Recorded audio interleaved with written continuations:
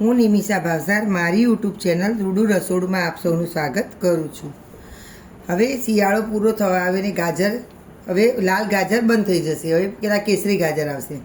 તો આપણે શિયાળામાં તો ગાજરનો હલવો અને બધું અલગ અલગ બનાવીને ખાધું, પણ હવે આપણે ફરાળી ગાજરની પેટીસ બનાવીશું.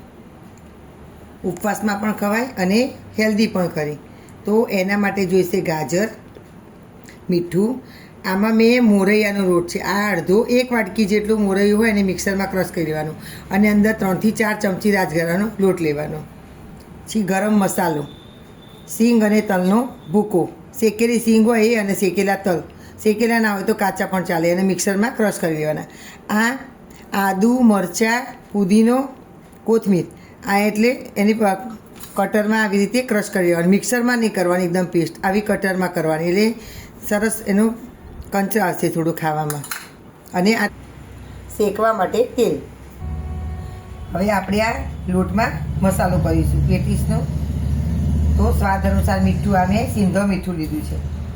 અડધી ચમચી જેટલો ગરમ મસાલો. પછી આ સિંગ તલનો ભૂકો. આ આપણી આદુ, મરચાં, કોથમીર, પુદીનોની પેસ્ટ. 1 ચમચો જેટલું તેલ નાખવાનું, વધારે નહીં. નાની ચમચીથી હોય તો 2 ચમચી. હવે આ બધું મિક્સ કરી લેવાનું. આ આપણું લોટમાં બધું મિક્સ થઈ ગયું છે. હવે આ ગાજરની છીણ હતી આપણી, એ ઉમેરી દઈશું. હવે આ ગાજરને તમે જેમ લોટમાં મસળશો એમ થોડું પાણી છૂટશે, એટલે લગભગ તો ગાજરની છીણમાં જ લોટ બંધાઈ જશે. જો ના બંધાય તો જ ચમચી જેટલું પાણી લેવાનું.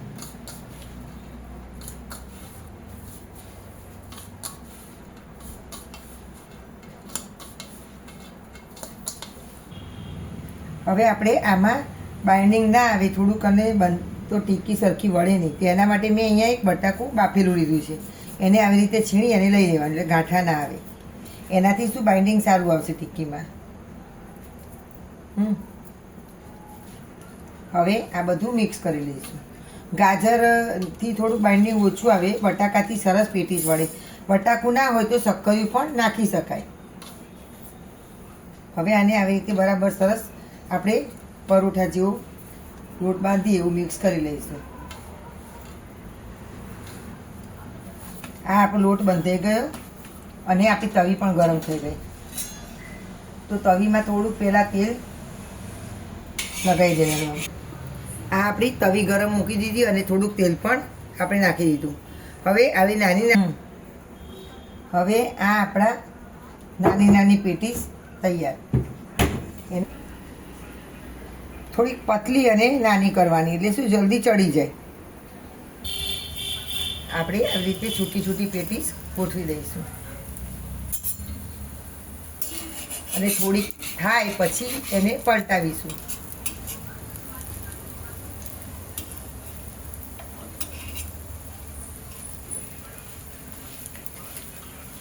આને એકદમ ક્રિસ્પી થવા દેવાની,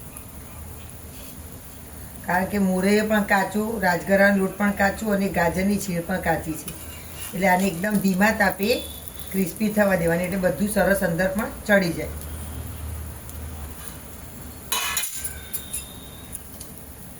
હવે આપણે આવી રીતે ધીમે રહીને પલટાવી દઈશું.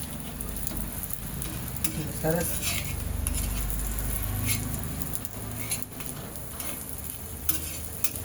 પછી બરાબર ખવા દઈશું.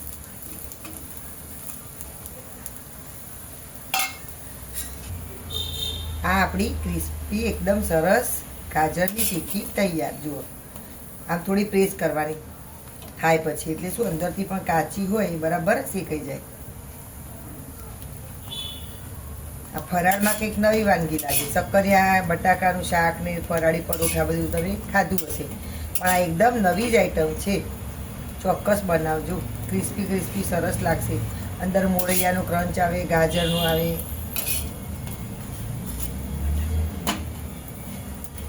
અને બટાકું નાખ્યું આપણે, એટલે એનાથી થોડું બાઇન્ડિંગ આવ્યું, એટલે કે આપણી ટીકી તૂટશે પણ નહીં.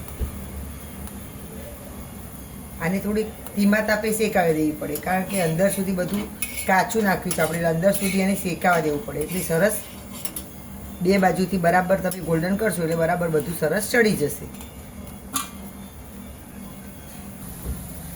આ બીજી પણ ટીકી આપણી સરસ થઈ જવા આવી.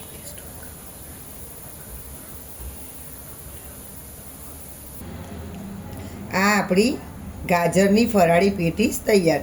અને જોડે મેં દહીં સર્વ કર્યું છે. જો તમને દહીં ના ભાવતું હોય તો આપણે જે અગાઉના વિડીયોમાં ડીપ બતાવ્યું હતું ફરાળી, એ પણ તમે બનાવી શકો છો. ચા જોડે પણ સરસ લાગે. ડીપની લિંક ડિસ્ક્રિપ્શનમાં મૂકેલી છે, તો એ જોઈને તમે બનાવજો. આ આપણી એકદમ સરસ ટીકી તૈયાર. જો અંદરથી સોફ્ટ અને ઉપરથી સરસ ક્રિસ્પી એવી આપણી ગાજરની પેટીસ તૈયાર. ફરાળમાં તમને કંઈક નવીનતા લાગે એવી વાનગી છે. લાઈક અને ખાસ લાઈક તો કરજો જ, અને સબસ્ક્રાઈબ પણ કરશો, અને બેલ આઇકોન પર પ્રેસ કરશો તો વધુ આવનારી વાનગીઓ તમને સૌપ્રથમ જોવા મળતી રહે. અને તમારા ફ્રેન્ડ સાથે શેર કરવાનું ભૂલતા નહીં, અને બનાવીને મને કોમેન્ટ કરશો.